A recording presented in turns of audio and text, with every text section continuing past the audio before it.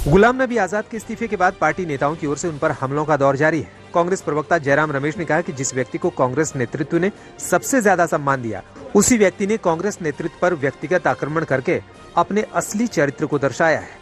पहले संसद में मोदी के आंसू, फिर पद्म विभूषण, फिर मकान का एक्सटेंशन, ये संयोग नहीं सहयोग है। वहीं कांग्रेस नेता सलमान खुर्शीद ने कहा कि पार्टी के लिए कुछ भी करना हमारा कर्तव्य है। ये परिपक्वता नहीं है कि लंबे समय से पार्टी से जुड़े लोग इतनी छोटी सी बात पर साथ छोड़ देते हैं। मैं तो मानता हूं कि जो हमारी पार्टी के संबंध में हमारी सोच है, उस सोच को एकदम से भुलाकर कोई नया रास्ता अपना रहा है, उसको वो नया रास्ता मुबारक हो। लेकिन हमें विश्वास ये कि हम कहीं जाएंगे नहीं। हमको कुछ भी मिलता हो, हम जाएंगे नहीं, पार्टी के साथ रहेंगे। हम इस देश का भविष्य, इस पार्टी के भविष्य जोड़कर देखते हैं और अपना भविष्य इस पार्टी और देश के साथ जोड़ते हैं, इसलिए हम यही रहेंगे। गुलाम नबी आजाद के कांग्रेस से इस्तीफे के बाद उनके समर्थकों ने भी पार्टी छोड़नी शुरू कर दी है। अब तक 6 पूर्व विधायकों ने कांग्रेस की प्राथमिक सदस्यता से इस्तीफा दे दिया है। इन सभी विधायकों ने गुलाम नबी आजाद का खुलकर समर्थन किया है।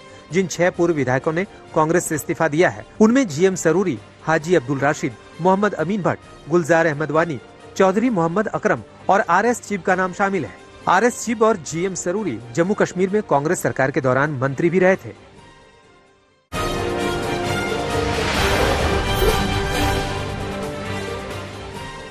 टिकटॉक स्टार सोनाली फोगाट की मौत से पहले का सीसीटीवी फुटेज सामने आ गया है। इस फुटेज में सोनाली फोगाट की हालत काफी खराब दिखाई दे रही है। वो खुद से चल भी नहीं पा रही हैं और उन्हीं के स्टाफ के साथ ही सुधीर उन्हें सहारा देकर ले जा रहे हैं। जो फुटेज सामने आया है उसमें सोनाली के पैर लड़खड़ा रहे हैं।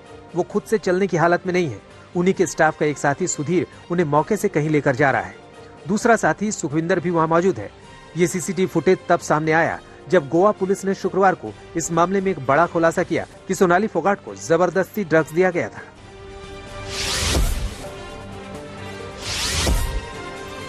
टिकटॉक स्टार सोनाली फोगाट की मौत के मामले में गोवा पुलिस की तरफ से लगातार बड़े खुलासे हो रहे हैं। अब दावा किया जा रहा है कि सोनाली को एक बोतल के जरिए 1.5 ग्राम MDMA दिया गया था। बताया जा रहा है कि गिरफ्तार किए गए सुधीर ने ही पूछताछ में ये बात कबूल की है। इससे पहले गोवा पुलिस ने ही जानकारी दी थी कि सोनाली फोगाट को जबरदस्ती ड्रग्स दिए गए थे। उन्हें कोई नशीला पदार्थ पिलाया गया था। उसी के शक के आधार पर सोनाली के स्टाफ मेंबर सुधीर और सुखविंदर को गिरफ्तार किया गया। परिवार वाले तो पहले ही सुधीर पर हत्या का आरोप लगा चुके हैं। अब पुलिस जांच में भी कुछ चौंकाने वाली बातें सामने आ रही हैं।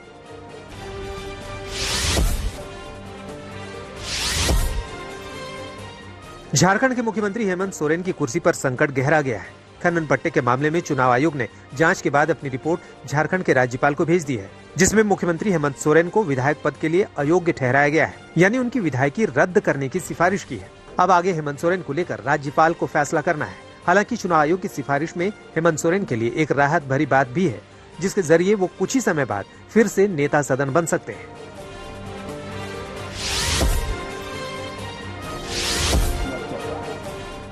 नीतीश कुमार को लेकर बिहार सरकार में मंत्री श्रवण कुमार ने बड़ा बयान दिया है। बिहार के ग्रामीण विकास मंत्री श्रवण कुमार ने कहा है कि वो एक दिन लाल किले पर तिरंगा फहराएंगे। उन्होंने कहा कि नालंदा का लाल एक दिन लाल किले पर झंडा जरूर फहराएगा।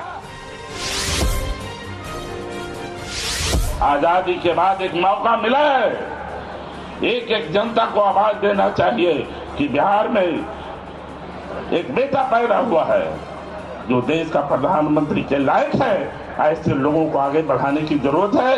यही हम आपसे विनती और निवेदन करने आए हैं।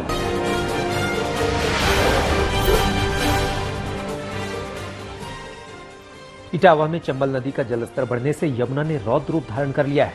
देखते ही देखते मंदिर, घाट, खेत, खलिहान सब जलमग्न हो गए। इसके चलते लगभग 25 गांव से संपर्क पूरी तरह कट चुका है। इलाके में फंसे लोगों के लिए प्रशासन की तरफ से राहत कैंपों की व्यवस्था की गई है।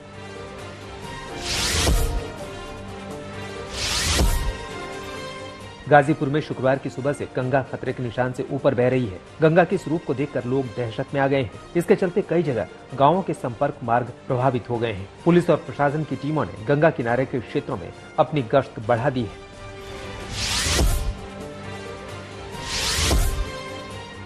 एमपी के शिवपुर में चंबल और पार्वती नदियों ने अपना रौद्र रूप दिखाया है। पानी कम होते ही 30 से ज्यादा गांवों में बर्बादी का मंजर दिखने लगा है। बाढ़ से बिगड़े हालात को संभालने जिला प्रशासन की टीम जुट गई है। वहीं घरों में फंसे कई लोग अभी भी सरकारी मदद का इंतजार कर रहे हैं।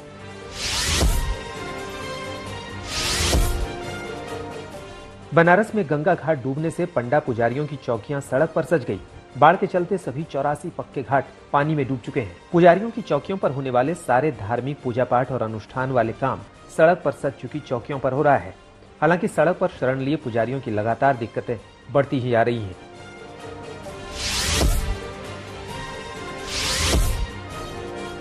राजस्थान के धौलपुर में चंबल नदी अभी भी खतरे के निशान से 14 मीटर ऊपर बह रही है। प्रशासन लगातार इस पर निगरानी रखे हुए है। इसके चलते 80 से अधिक गांवों का संपर्क कट चुका है। आसपास के लोगों को हाई अलर्ट जारी किया गया है।